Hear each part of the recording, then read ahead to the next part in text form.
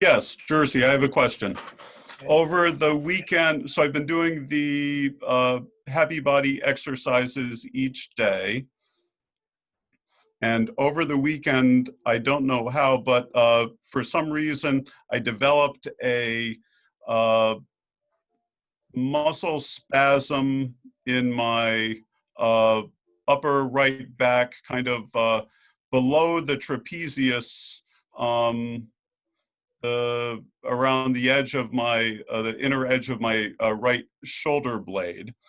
Do you have a technique that you favor when you have these kind of muscle spasms or a tightening? So the one thing that did you feel any exercise that particularly targeted that? Maybe the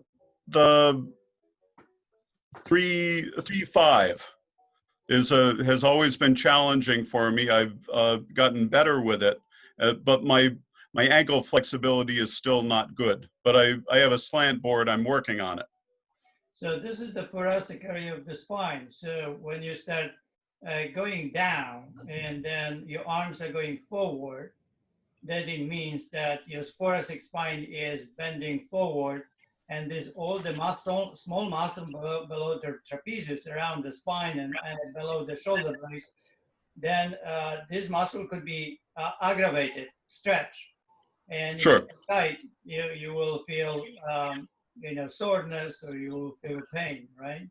So the way to deal with it would be to uh, make the sit that you are going to sit higher uh, than you have it. So Oh, okay. the other, it will protect you from moving the body, the arms forward. Because as soon as the arms go forward, that's where, if you imagine here, this muscle that you have, right? So if it's forward, it starts stretching those all the muscle there, right? But if it's vertical and you go vertical down, then this muscle stays without working. So then when you Mm-hmm. go like this, you see, then it's happening. So the one thing that you can help yourself with vertical alignment. One thing that you make the sit higher. Somebody has to Mm-hmm. somebody has to mute them. Let me see. I think it's this one, right? It's okay now. Yeah. So if you make it higher, that is one of the things, and the other, you can put something under your heels. So the knees will move forward and it will protect the rotation of the hips. You see it? Okay. And you want something more about that, or Mark, you're muted. He's muted. I muted him. Sorry about yeah, one, as you were talking, I was thinking, and one of the things also that may be going on, a little over a week ago, I increased the weight. So I increased the weight probably too much. So I've been fighting to keep my arms completely vertical. So that's probably part of it. Yeah, when you are fighting, yeah. So when you are fighting, you are engaging those small muscles, and then you wear and tear here, right? Yeah, yeah. That's what happens with them.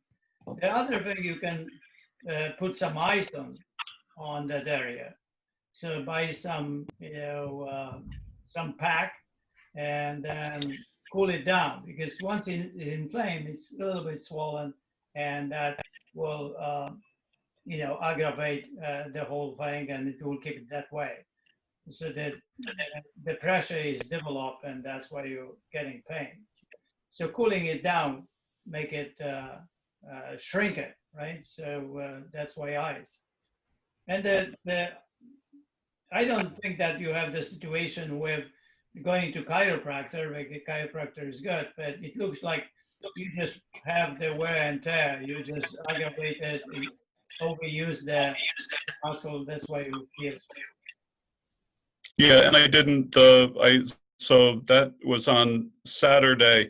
Sunday, I didn't do the exercise just to give a rest. And today, it feels almost completely better. So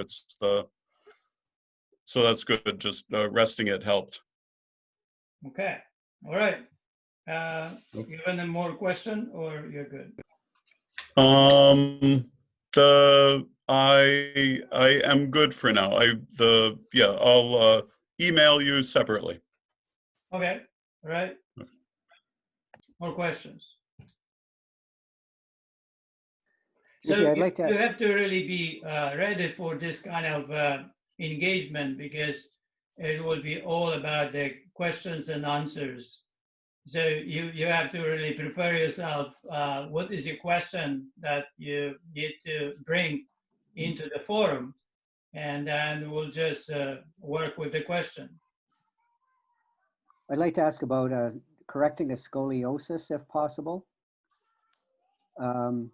My top of my pelvis is constantly in pain, and it eases a little bit sometimes when I do the program, but at the same time, it sometimes tightens right up. So I resort to Tylenol or what have you.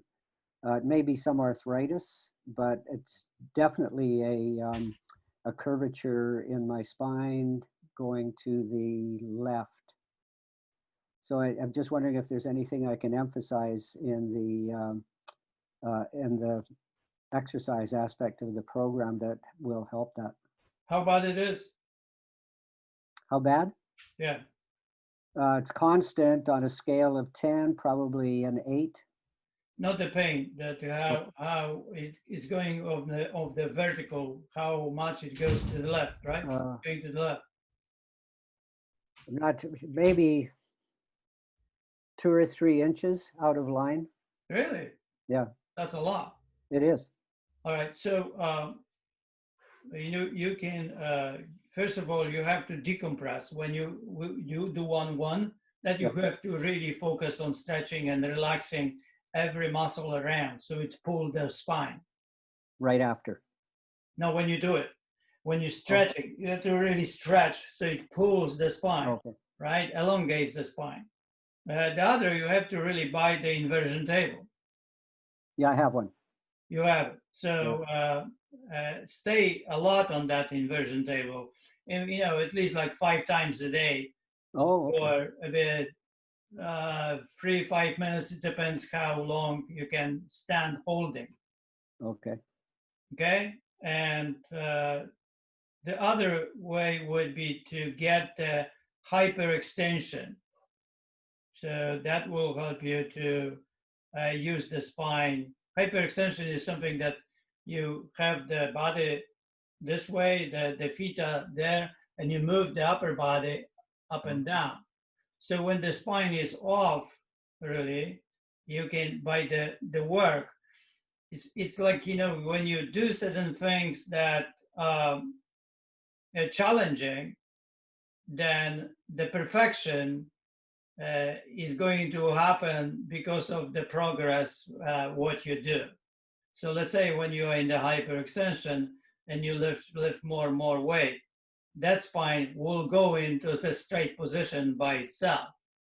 Yeah. It's like, imagine 100-meter run, like a sprint. So the faster the runner is, the perfect the runner has to become. So the skill also is aligned with the speed. Okay. Yeah, I think I understand. Yeah. So the hyperextension, and by the hyperextension on Amazon, there is a one that is, it's not expensive, $60-$70. But the one that is, you can elongate the back part. So it's not limited to the only one size, but it moves forward and backward. Adjustable. Okay. you can send me the text of the picture what you find, and I will tell you if that is good.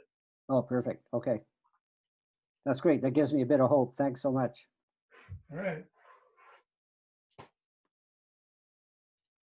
Okay. Pleasure to meet everyone. My name is Jonathan. My last name is Andrews. Oh, it looks like Elaine, Karen's back. Where are you, Jonathan? I'm in Toronto, Canada. Okay, I forgot to ask early where you are, guys. So Yeah, we know where you're coming from. In Toronto, Canada. I think I sent you an email maybe 4 weeks ago. I heard you on Tim Ferriss's podcast, and I used to be a gymnast, and I Oh yeah, post my gymnastics career, I was deadlifting in the gym, and I hurt a variety of different things. And what turned into an acute injury ended up over a course of 4 or 5 years becoming much more chronic. And I would experience pain daily, and no exercise regime helped, and nothing helped. Today was day 20 of Happy Body, and I'm just beginning to learn the third sequence because my left shoulder was giving me a lot of issues on the second sequence. So I redid the first and second one for the third week. My question is about my left shoulder, specifically in my rotator cuff muscles, like my infraspinatus, supraspinatus. Every time I lift overhead, I get irritation in the left side. It's not super sharp pain, but on the exercise, like rising tower as an example, when I begin to go down into a squat, even though I only squat the tiniest bit, I still get pain in that side. And it seems to be the biggest limiting factor for me is that left shoulder. And so I'm just wondering if you have any advice for as I go into this third week, or I guess fourth week now, with the pain on the left side. Do you have the videos that we did, the teachings? You have the videos, right? So, yep. So go to the first sequence and then learn about that particular exercise. But I will add a lot to you. So, with the shoulder, it's again, the small muscles are aggravated there, right? And then the load is there. And then you stretch and you irritate, and then you have those pains. Everything is tight. So the way you can do it, because if you do 6 repetitions, that's not really good, right? So that irritation will be building up, and then eventually you will have soreness, right? Yes, tomorrow, and then more, and so on. So the way to deal with it, it's better to have more weight and less repetition. So you can use 1 repetition here with more weight for a week and see how that works. So then also when you lower the weight in this exercise, lower it very slowly so you control everything. Even though you get all those pains, but lower everything slowly so everything has the time to adapt and stretch and become that way. Okay. So you let us know, how that works, right? Over time. There will be, meeting here, so you can always come and tell us what's going on, and then, we move on, right? So what is the weight that you're using there? It's like 3 pounds. Yeah, 3 pounds. So you need to go really, it's just be sure that you're going down vertically, right? And then when you start lifting, find yourself lifting 5 pounds and then 8 pounds and 10 pounds, and see only 1 repetition how it works. And just do the Happy Body, but do only 1 repetition when it comes to 3-5 and 2-5. Okay. All right. And heavy weight. That works for me. I'll let you know how it goes. You have to override the problem. So sometimes when you do lightweight and many repetitions, you cannot go deeper into the joint, and you cannot override the problem. Okay, I'll try lifting a little bit heavier and a little bit lower repetition. See how it goes. I will tell you, I am very optimistic. I haven't not experienced abdominal pain in my obliques and any of my erectus abdominis in years, and I have no pain after 3 weeks. So thanks for the program, man, and I'm excited to keep going every day. That's good. Right. Thank you.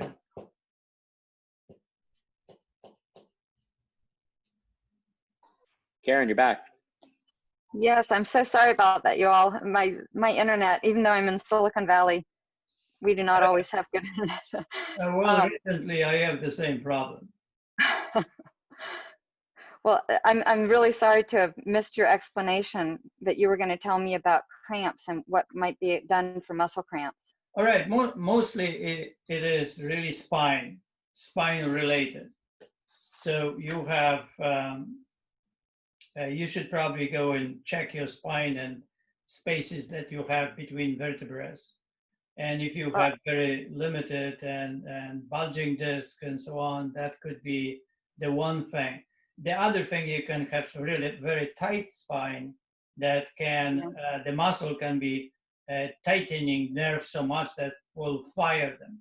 So when you wake up stiff in the morning, that is really your spine. The one more thing is the spinal stenosis. You can have that. So you should do MRI. How long has been already that thing? Well, when I first started the Happy Body about 10 years ago, it was in response to having come off a horse when I was trying to break a colt, and I had broken my back in 8 places. So it makes sense that I have some back issues. Yeah, well, then you have really back issues. Yes. Yeah, it's only been the past few weeks that I've been having my calf Charlie horses, and I thought maybe it could be diet, or I thought you might have some quick fix, but it might be that I just need to get healthier. Well, the other thing is that challenging your spine. It could be that you are challenging the spine too much on the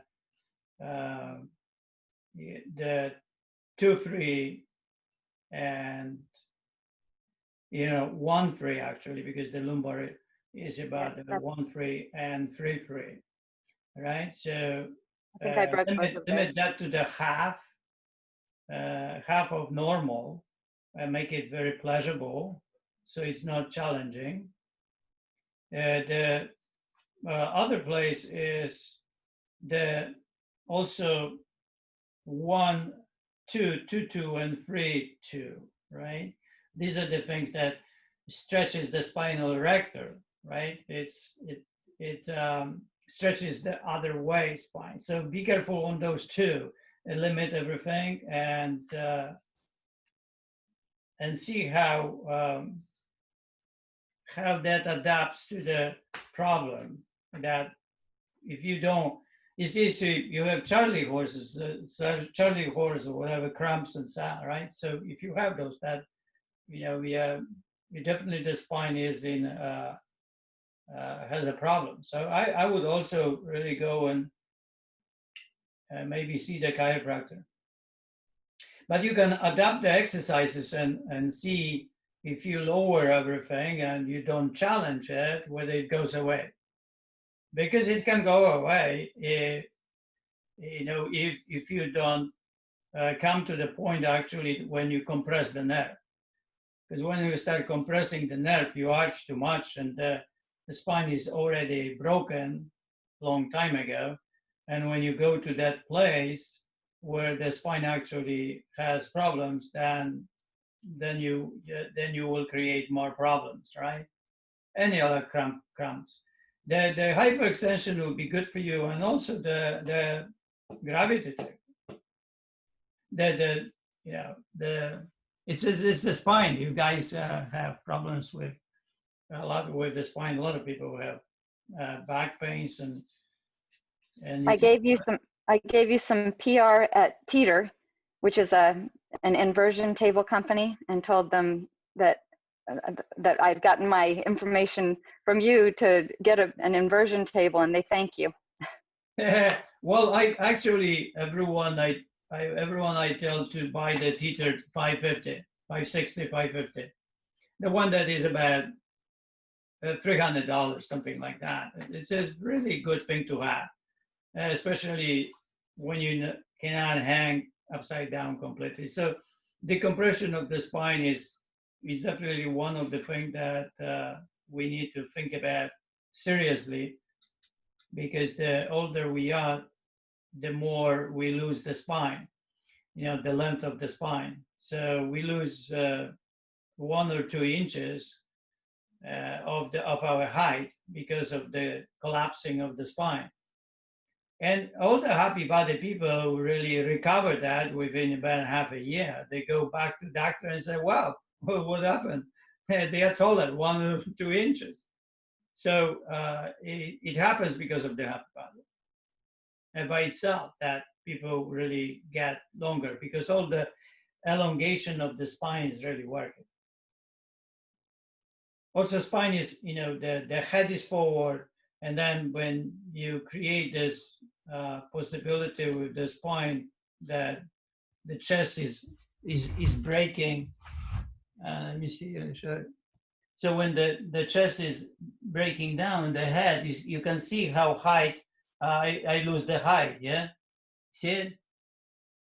So that recovery adds about 1 or 2 inches right away when the person has the neck this way, and also the collapsing the spine.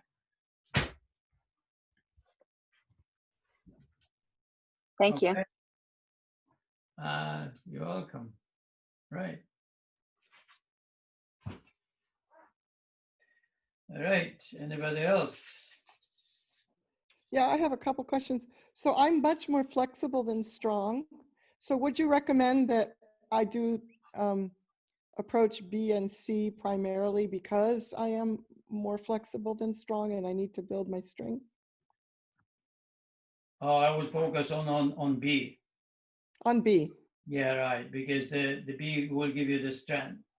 Okay. So just focus on B and follow the B solution the flexibility, if you are flexible everywhere, or you have some flexibility and no flexibility somewhere. My rib cage is not flexible. Everything else is kind of hyper flexible. My rib cage is not.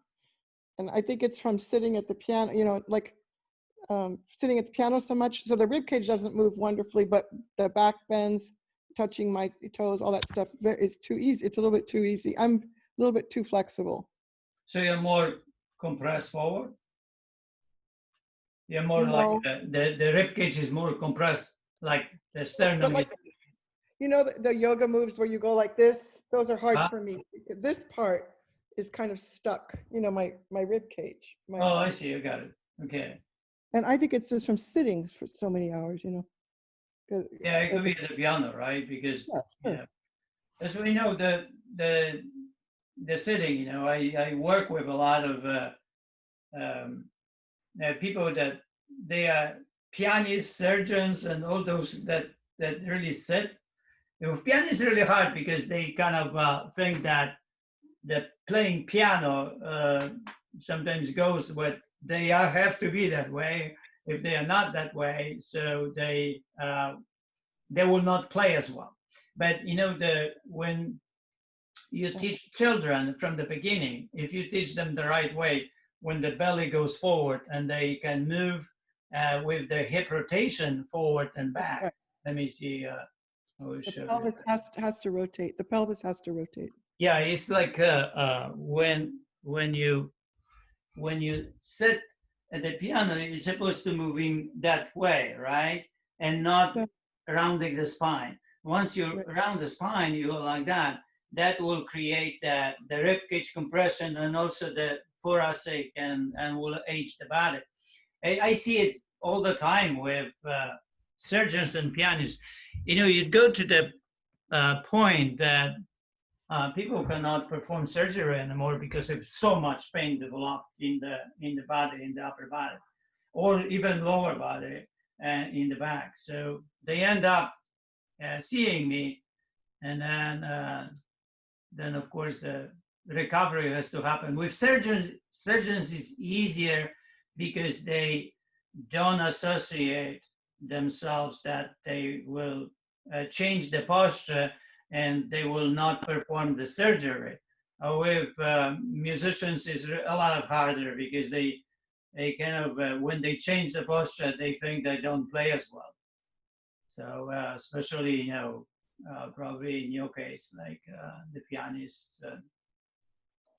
So that, you know, gradually probably will be the way conscious, gradual movement for the belly forward, right? Whenever you sit, and then keeping the sternum up, you know, as much as you can, because you collapse back. Usually people at the computer, they, for a while, they keep, but then about like half an hour, they are completely collapse and then come back again. That's why any program that helps people to keep them aligned really works. So the happy body works because eventually develops that vertical alignment that is steady. That's why it's working really. But it takes really time. For me, would be weird if I sat at the computer and I would be this way. So I'm never that way. I'm always with the thoracic spine, with the sternum up and the thoracic is arched. I'm always that way. And I teach people to be that way at the computer. So you are this way and not collapsing, right? Once you collapse, your also shoulders go forward, right? And when they go forward, then a lot of pains. We're losing attachment to the lats, and that's and dependency on the trapezius. So when that happens, you know, we depend on the small muscle and not the big. Here is the also idea for Jonathan is that shoulder also could be forward, and in order to set it, and gymnasts have this spiking all the time. They kind of keep the body this way and not so much that way, right? So if it's that way, they lose the lats and depend more on the shoulders and the trapezius. So so the 2-4 would be the way for Jonathan to practice more and practice more when the row is to the hip and not really up there, because the more is up, the more is the rear shoulder and not lats. So to connect power of the lats, you have to move the dumbbell toward the hip more low and not really high. You see it? So when I am this way and my shoulders, when my sternum moves forward, then I will lose the. When I'm like this, I have my lats. You see, I have my lat. But when I go this way, I'm losing my lats, and my trapezius takes over the posture and the shoulders power. But when I get that way, I have my lats, and lats, you know, keep the shoulders in place. And they are back, they are not forward. You see, when they go forward, that is the usually problem with all the movements, vertical movements, when the arms are up. So in order to move them from here to here, you have to really have flexible spine for it. The older my students get, and myself, the more I realize that a lot of this hunching that pianists do have to do with, they're trying to look at the score. And it's their vision. So I make everybody go to the eye doctor, because they're all going like this, you know, looking, squinting like you do, like a lot of people do. And where is the score? On the music stand. But is it up or down? So that depends. That depends on your instrument. If you have a grand piano, it's right in front of you like a desktop computer. And up, right? Yeah, right. That's the best. But if it's a spinet, it's like an iPad, or I mean a laptop. That's yeah. So everybody's like this, and I'm like, put the music up. and sit back and go to the eye doctor. You know? Right. Oh, I see. Because when you don't see yeah, them, yeah, right. So and then they get, you're talking about older people, right? yeah, when they get to be over 50, then my students getting older and older. Yeah, then I'm like, oh my goodness, everybody's getting like what they used to call the widow's hump or the camel hump. The Yeah, widow's hump right. in the 19th century because the widow would, you know, Oh, I yeah, see. Right. yeah. So the screen should be. I will show you how is my It should be like a screen. grand piano. It Do you should be see like the a, screen? yeah. Do you see my screen? Yeah, that's right. Right. Let me see. That's right. But people have that less and less and less, Jersey, and they have more and more these. Yeah. When you see the screen, my screen is on the a little bit higher than the middle part on my eye level. So it is right. on the stand. That's right. And you're correct to do it that way. Yeah. It's So like yeah. so in this way, it is like this computer I have on the stand. You know, I have books up, and it allows me to look straight into the camera. Right. The camera is just right there, right? It's just not, you know, somewhere down. You just passed your first piano lesson. Okay, that's good. I have another question, but I see Alice maybe need to say a question first, and then I can ask my other one. Alice? Sure, thank you. I have not watched all the videos. I haven't kept up every day, so tell me if you've answered this. But I have a question about when I'm standing, straight legs versus locked knees. Straight meaning I could go back another inch with my knee, and locked meaning I do go back another inch with my knee. I didn't understand the question, and which exercise you are talking about? Any exercise where I am starting in a standing position, like maybe the 0.5 or 0.6, where I'm gonna lean forward. So I do have knee troubles, and I don't understand if my knees should be locked so they won't go back anymore, or if there should be a tiny bit of looseness in the back of my knee, even, and still call it standing straight. So there are a lot of situations with locked knees. So if you have hyperextended knee, then you have to bend them a little bit because they are already hyperextended, right? What does hyperextended mean? Yeah, if you have this problem, then you would need to bend the knee and keep it bent a little bit, right? So that will prevent you from hyperextension and moving the knee backward.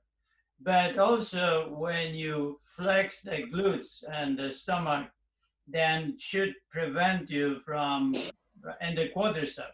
The quadricep is really, because if you, is important here, but if you flex the quadricep, so that the quadricep prevents you from moving backward and hyperextensions. So you can try that when you do this exercise. What does hyperextended knees mean? It means that when you have a straight legs like this, right, with the knees here, right? Let me show you that. So when the knee is here, right, the straight is that, but hyperextension, the knee goes backwards. So when there's the back of the leg, that when you do, then it becomes like that. So and it's compression in the front. So it's collapsing backward.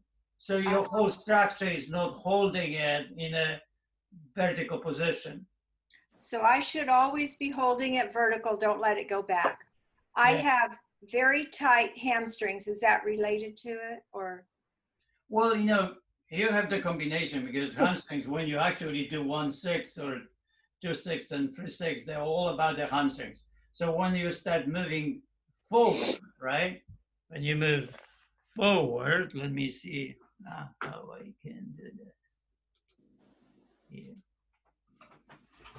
So when you have really straight legs, yeah, and then you move forward. So the forward should, the glutes should go backward and then you bend, right? And you bend when you rotate the hips. But your knees can be that when you go down and then there is no stability here, the knees will go more backward.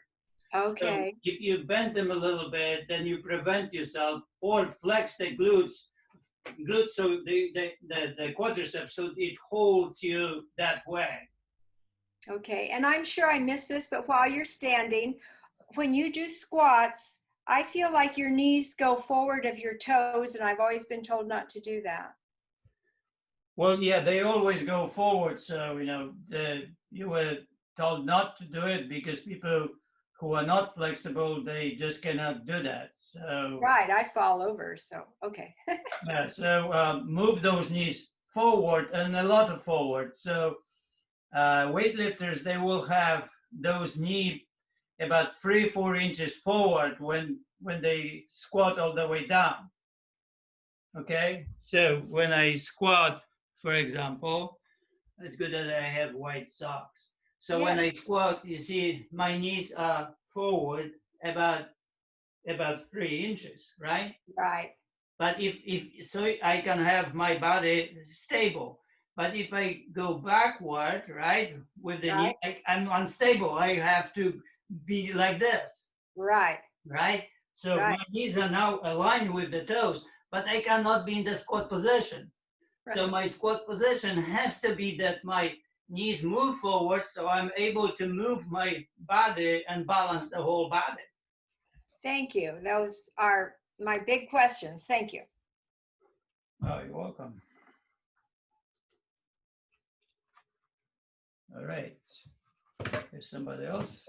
Joyce, all of us have asked questions. Do you have a question or? Who? Joyce just arrived. Oh, Joyce. All right. Hi, how are you? Hey, Joyce, where are you? I'm here. Can you not see me? No, where are you? My video's on. Yeah, but where are you? In the world? Yes. Pennsylvania. Pennsylvania. All right. Where in Pennsylvania? I'm about 20 minutes east of Lancaster. I thought you knew this, but maybe not. Well, you know, I know, but, you know, others don't know. Oh, okay. Okay, got it. No Okay. problem. No problem. Yeah. Okay. So yeah, so I was wondering if you still plan on doing the Happy Body Athlete and how those future plans will be handled, because I missed the last couple of sessions of last week. I'm sorry. So I'm feeling a little out of the loop. Oh yeah, we finished that the whole work on the Happy Body, and the Happy Body Athlete is something outside of the Happy Body, so I'm not so sure if I go that direction. More help needs to be done on the Happy Body level than actually on the Happy Body Athlete. So I'm focusing now on helping people in the world with the questions they could have, and helping them with the pursuing the Happy Body, so then they don't feel left alone, or when they buy book, they don't know even who to ask. So this is my first approach, actually, to talk to the world and answer the questions. But no coaching, no support groups, questions and answers. I don't understand what that means. What do you mean no coaching, no support group? It's coaching is, you know, when you coach a group, you have a plan and so on. And then support groups, you have certain groups and certain way of teaching up there.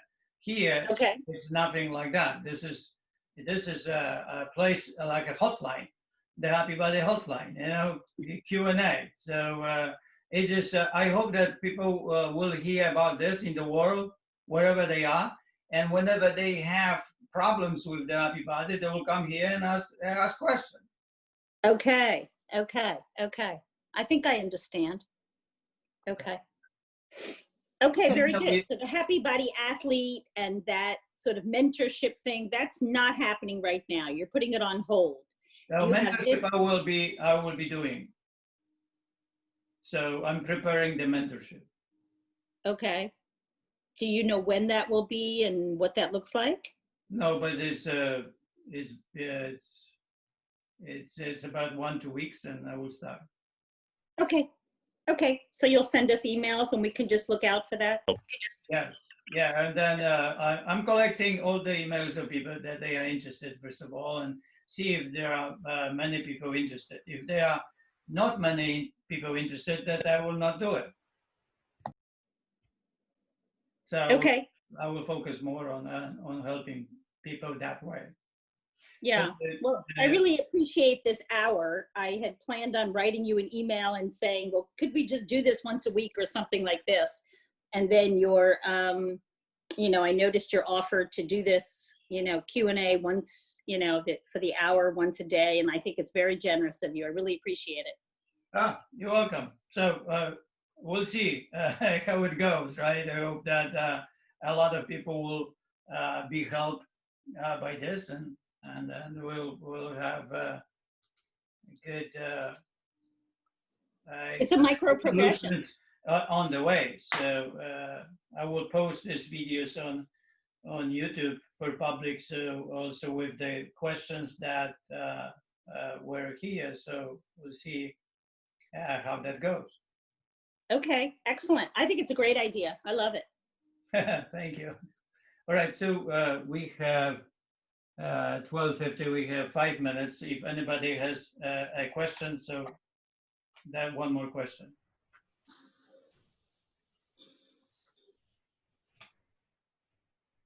Yeah, I have another question. Oh, go ahead. I was just wondering about lifting more weight, and should I be waiting until I have the full range of motion on each movement before I begin increasing weight on exercise 1? You can, well, you need the balance, first of all. So you need to develop the whole balance between all exercises. So let's say you do, in 1-1, you do 10 pounds, right? And in 2-5 and 3-5, you should do 10 pounds. But you cannot do 10 pounds in 3-5 and 3-5 and 2-5. But you can do 10 pounds, let's say, in 18 inches box. All right. So you can compromise here. You can set up, let's say, 18 inches or 15 inches. That helps you with the flexibility and actually do the 10 pounds. You can do that. And then you bring the weight and strength together and then slowly improve the flexibility of that 2-5 and 3-5. Understand? Yep, that makes sense. Okay. All right, guys. So see you tomorrow. And then hopefully we'll see other people. Hey, Jesse, again, new adventure. are you going to be sending out videos of these also, or no? I will not be sending. I will be posting on the YouTube, and you have to find them there. Okay. Because I don't have any emails of you. This is like a completely day-to-day hotline. Yeah, fair enough. I will let you know tomorrow. I will let you know tomorrow where it is, so you can find it. Okay, sounds good. Thank you. Okay, thanks. Thank you. Thank you. Guys. Thanks, Bye. Jersey. Thanks for your help, man. I appreciate it. Have a great day. Bye. Bye-bye. Thanks, Jersey.